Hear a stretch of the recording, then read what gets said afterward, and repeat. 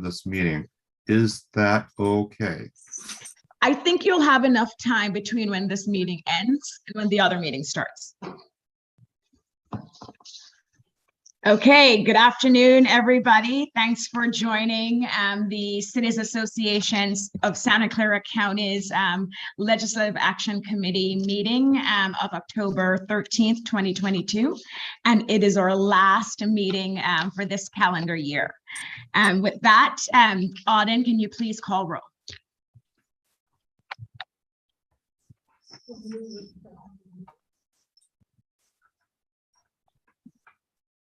Gibbons.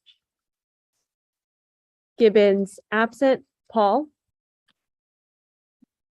Paul absent. Lero Munoz. Present. Lero Munoz present. Fliger. Here. Fliger present. Mock. Present. Mock present. Rennie.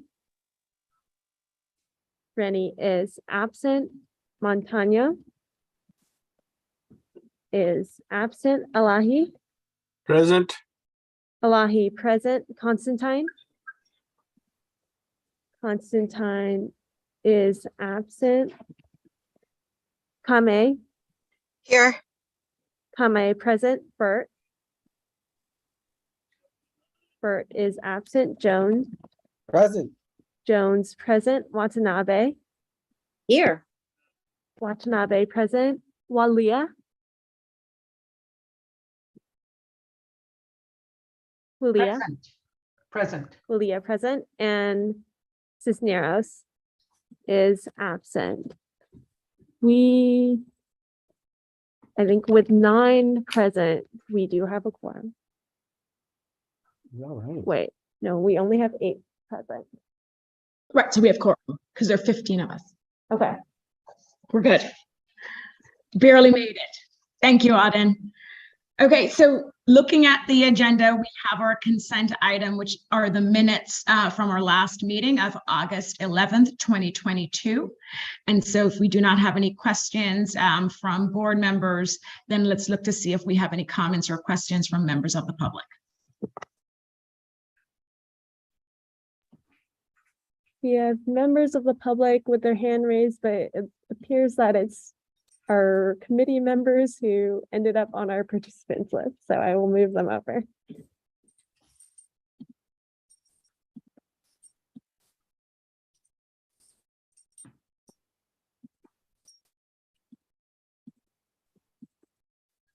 Hi, Carmen, Liz. Sorry about that. As you know, this is our first hybrid meeting for this association. And so we're still working through a lot of technical challenges. So please bear with us. I was trying to say here, but couldn't. So anyway, I'm here. Great.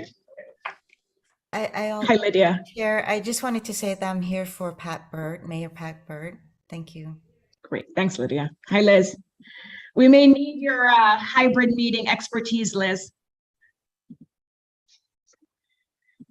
So we've already done the welcome and roll call. Thanks for joining. And we were on item number 1, the consent agenda item, which are the minutes from our last meeting. And so I don't see any hands raised from the public. So I'll bring it back to the committee for any questions, comments, or a motion. Motion to approve. Second, Gibbon. So we have a motion by President Jones, seconded by Councilmember Liz Gibbons. Montano.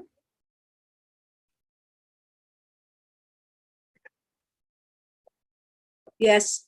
Montano, I. Ku. Yes. Ku, I. Watanabe. Yes. Watanabe, I. Lero Munoz. Aye. Lero Munoz, I. Gibbons. Aye. Gibbons, I. Elahi. Aye. Elahi, I. Walia. Aye. Walia, I. Fliger. Yes. Fliger, I. Mock. Yes. Mock, I. Kame. Yes. Kame, I. And Jones. Aye. Jones, I. With 11 ayes, the motion carries.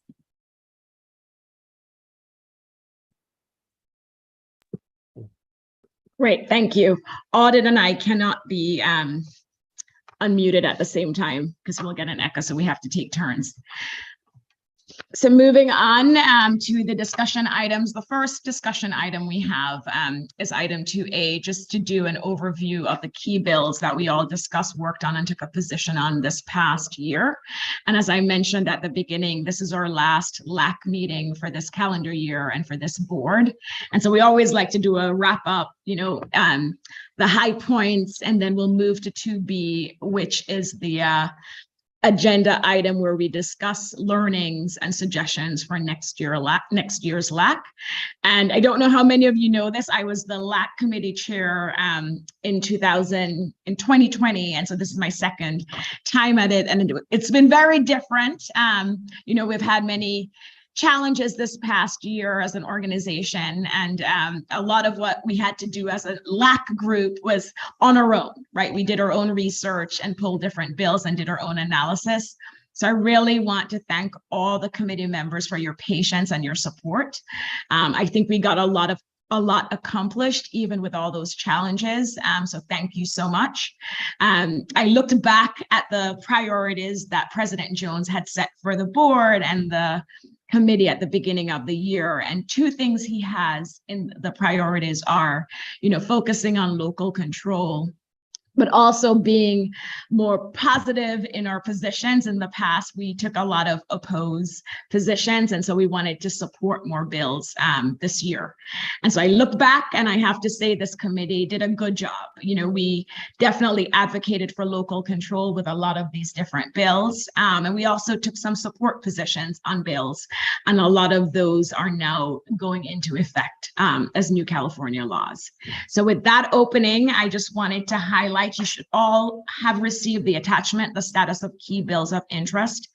And I plan to talk about 3 on the list, but of course, if there are others on the list, others want to talk about or have questions about, let's do that. The first one, the first one I wanted to talk about was one of the first bills that we brought forward as a Legislative Action Committee, and that was Senator Cortez's SB 1100. Because the impetus, or one of the main reasons why he and Assemblymember Evan Lowe were bringing that bill forward was because of what was happening in Santa Clara County. And so I don't know how many of you remember, we were the first group they brought it to where we gave feedback and suggestions about how they could craft it. They didn't even have a draft yet. And so I'm very happy to see that, Governor Newsom signed it into law. And that's SB 1100. So I'll stop there to see if anybody has questions or comments on SB 1100. Nope. Okay, it was a big win for our county and our representatives, so I thought it was worth mentioning. Another bill that we sent in a letter, but I know I talked with a couple representatives in Sacramento on were the SB 1087 catalytic converter bill, and there was another bill on the assembly side. And Carmen Montano knows this. We lobbied when we went to Sacramento, and I had subsequent conversations representing the LAC, and I was happy to see we took a support position, and Governor Newsom also signed that into law. So again, we're doing good work. You guys may not realize that we're on the phone a lot, and when we went to Sacramento, I thought that was very effective. Any comments on the catalytic converter law, the new law? Councilmember Gibbons.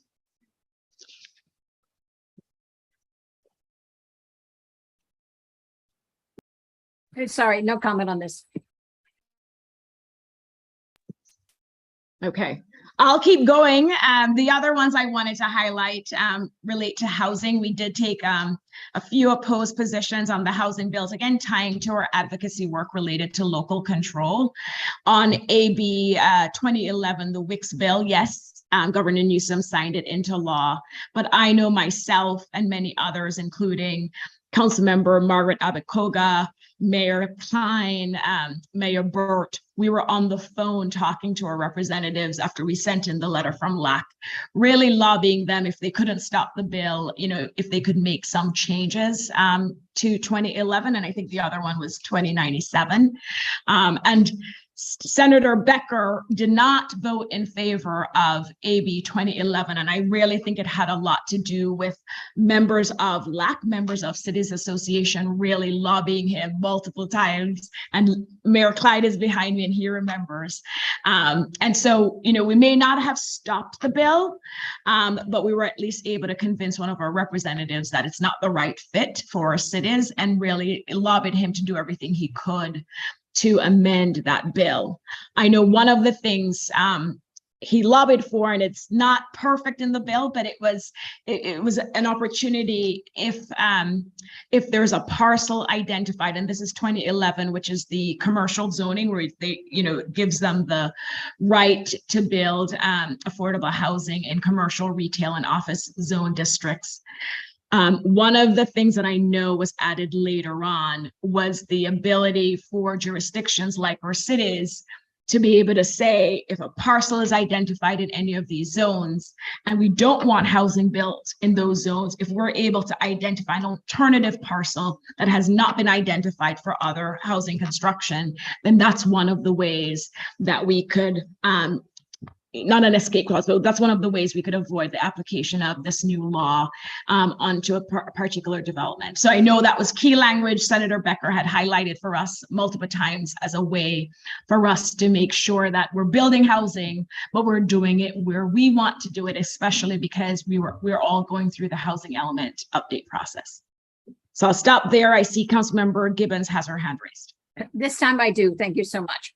I just wanted to reinforce what you said about reaching out to our local representatives. I'm chatted with Senator Becker last week at the First Lady's event in San Francisco. He specifically mentioned how much he appreciated the phone calls and information from Cities Association, from yourself, and from Margaret Abikoga. And he was very forthcoming in his saying he voted no because of that. And I really wanted everyone to know it made a difference. And obviously getting the language that was somewhat helpful was great. So I think my big takeaway from that is that it makes a difference that Cities Association takes positions, but also individual cities. He said the more correspondence he has, individual cities as well as Cities Association is extremely helpful for him. And he strongly encouraged us to continue doing that. Thank you, Councilmember Gibbons. And that aligns with what I've been hearing as well, but it's great hearing you say it. Zane, I see you're there, and I know you. This is your area. Any comments? I know San Jose, separately to Councilmember Gibbons' point about individual cities also lobbying separately. I know San Jose took its own position on AB 2011, and so I don't know if you have any updates or comments on AB 2011. No, I think the only real comment was that at sort of the end, there was a question of whether AB 2011 and SB 6 would both go together, since they sort of tackled the issue similarly. And so we had clearly gotten in San Jose additional amendments to AB 2011 that protected some of our urban villages. And we're a little bit more in favor of AB 2011 than SB 6, but both went through. And so we will look at implementation and how that impacts our zoning. Thanks, Zane. Any other comments on the housing bills? Okay, the last bill I wanted to highlight was AB 2164, which is Assemblymember Lee's bill, the disability access funding, because we were one of the first organizations, as you know, he's a local representative. We were one of the first organizations to support him. I remember Chappie calling me up and saying, let's put this on the agenda. And he really appreciated it. And of course, Governor Newsom signed that bill into law. I know the chambers of commerce in our different cities supported it as well. So this was another big win for a Cities Association. We were one of the first ones to support it, and I do think we made a difference helping to move this forward. Chappie, President Jones. Yes, I just want to reiterate that this was a big win for the Cities Association and the City of San Jose. it's one of the few bills that I can think of that different groups who normally oppose each other came together and supported this because it was a win-win for both small businesses as well as the disabled community. So it was huge, and we're really excited. We had a press conference today about it, and it's a big deal. So it's going to help a lot of small businesses be able to accommodate folks with disabilities. Great, thanks, President Jones. Those were the bills I wanted to highlight. Let me pause to see if committee members want to highlight any other bills that I may not have included on my list. Any other bills that passed this year and got signed into law you think we need to talk about as an organization? I mean, there are many, as you know. No hands? Councilmember Gibbons. I just mentioned that this year, I think there were some new groups backing bills. The Silicon Valley Leadership Group put a bill forward this year. So I think the dynamics and having the city of San Jose put some bills forward. So I think there's some new opportunities and awareness of who can put bills forward. And the cities association might consider something along those lines in the future. Great idea, Councilmember Gibbons, and that's perfect for item 2B. Let's go to the public to see if we have any comments on item 2A. I do not see any hands raised, Chair. Thanks, Auden. So this was only a discussion item, so I'll bring it back to the committee to see if anybody else has questions or comments on our bills of 2022. And I don't see any hands, so we will close item 2A and move on to 2B. And Councilmember Gibbons, let's pick up on where you started with 2A, the suggestion that maybe moving forward, the Citizens Association may want to consider putting forward its own bills. And if I may, that was a comment that came based on what President Jones said. That just popped in my head. I do have some other comments. I will kind of read them so we don't spend much time. This is my last meeting and I term out. So I tried to put down some thoughts. Perfect. An observation is, as we all know, that when we take votes, some of our members can't vote because they don't have the council's approval. I would like to recommend that somehow cities work so that their legislative representatives can in fact vote on issues.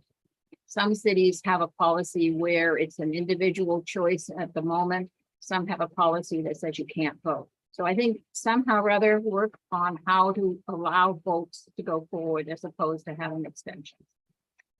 It might require longer meetings. I know 1 hour is important in all our lives, but these topics, as you can see, there were over 35 housing bills alone this year.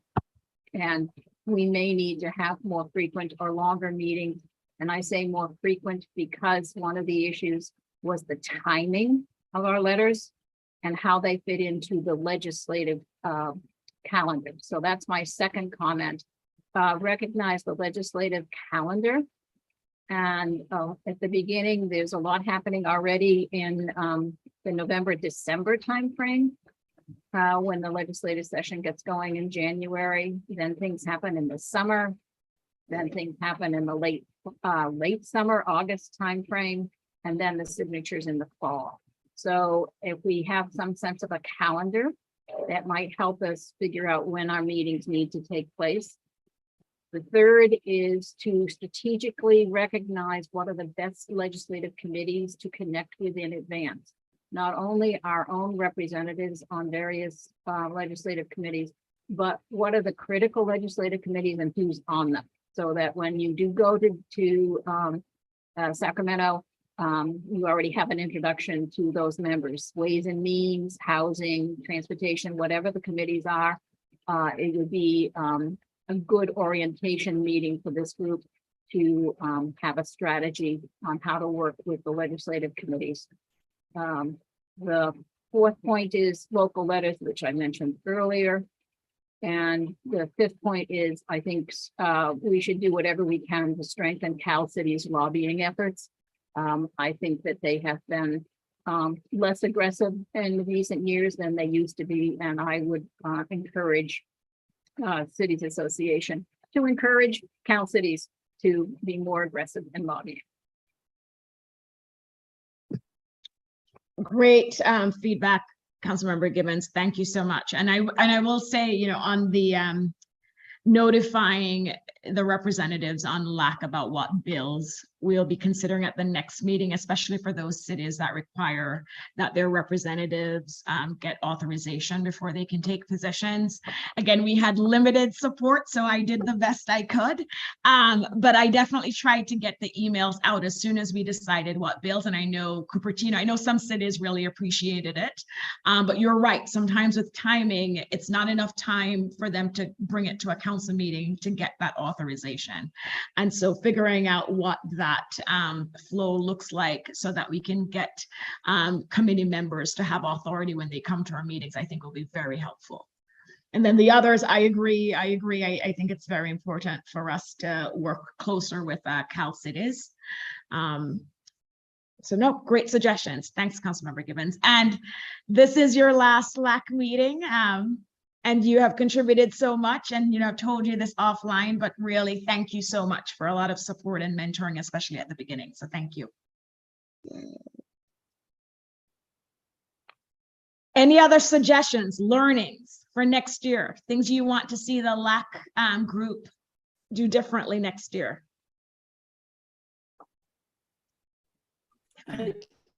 I have my hand raised. I think I have my hand raised right here. Oh, here it is. Go ahead, Carmen. Go ahead, Councilmember Vice Yeah, Mayor. I just want to thank Liz for all that she's done. I mean, when I first came on board, I mean, she had such a wealth of knowledge, and she was instrumental in helping me learn a lot. So I just want to thank you for all your dedication, your time, and you know a lot. So I'm sad that you're leaving us because you have that wealth of information. But I know you're still going to somehow be involved. So I want to thank you for all your time and effort.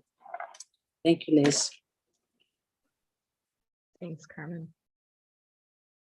So as we consider priorities for the LAC next year, and that will be incoming President Abikoga. You know, last year, as I said, President Jones had identified local control and taking more support positions on bills for LAC, and we accomplished that. I'm curious, any other priorities or goals people have in mind for next year for LAC that you think local? I'm sure local control will continue to be one of the focus areas, but anything else you think we need to focus on? You know, housing obviously will be one of the issue topics, but anything else? Oh, Mayor Walia, did you have your hand raised? I was just going to add a thanks and saying, Liz, I got your number. So I know wherever you can go, I'll reach out to you, because that wealth of knowledge definitely is very, very helpful, whether you're on the board, on the committee or not. I look at all of us as a big family in the Bay Area with some differences in each city, but we support each other and we can really help each other. That's been my plus that I find from Cities Association. It goes a long way. So thank you, Liz. And thank you, Nisa. This has been a great year. Councilmember Watanabe. Thank you. Thank you, Chair. I'd like to echo my comments as well for Liz. Liz was a great mentor for me when I first ran for office in 2016. And anytime I've had questions or concerns, I know Liz has always been a good go-to person for me to get advice from. And I've always enjoyed every moment to sit down and talk with her. So Liz, you are definitely going to be missed from this committee, and I do hope you will stay engaged somehow.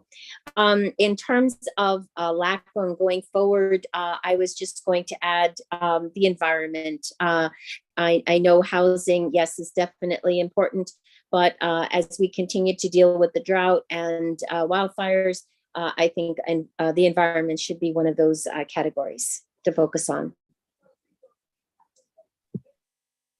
I agree, Kathy. Thank you. Thank- And the last thing I'll add, because I know I received questions from members over the year, was explaining to members how they bring forward a bill or an issue they want LAC to consider.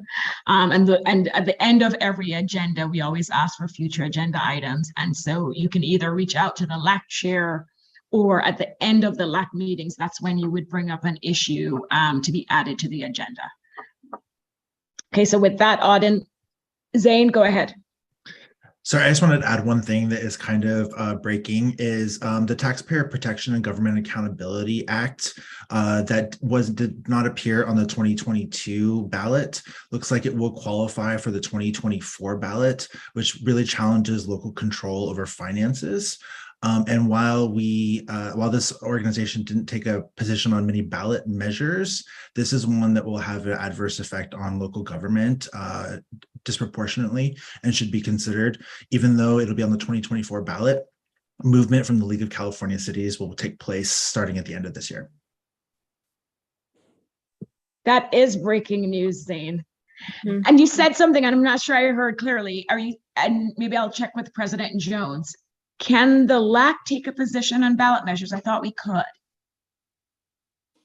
That's a great question. I thought we could as well. But obviously we need to verify that. I Okay. thought we could. In fact, I think we have. That's what I'm thinking. That's my recollection too, but Yeah.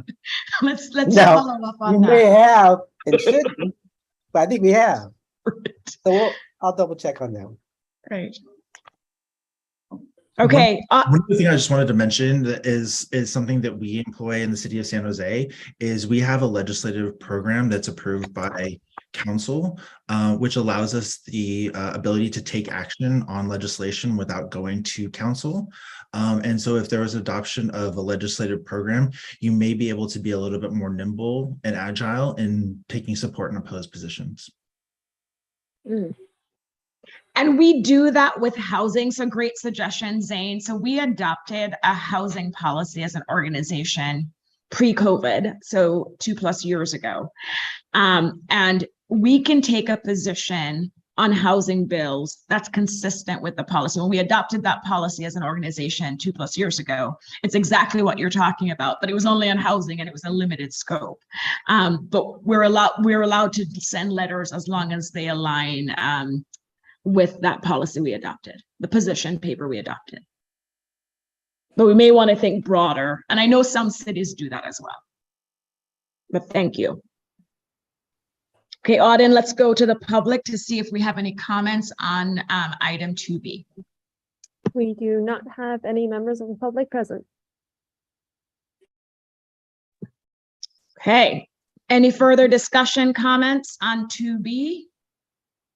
Seeing none, the next agenda item, it's just informational, and I pulled a list of bills that were signed into law that were brought forward or authored by or representatives. I'm just, especially on the environmental side, Kathy, if you look at this, Senator Becker really got Yes. a lot of those environmental bills signed into law. So it's a huge win for California or communities, but also for Santa Clara County.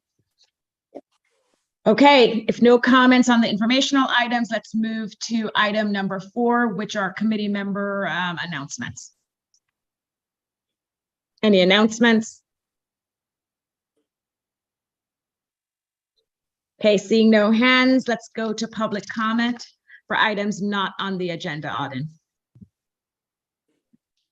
We have no members of the public with their hands raised.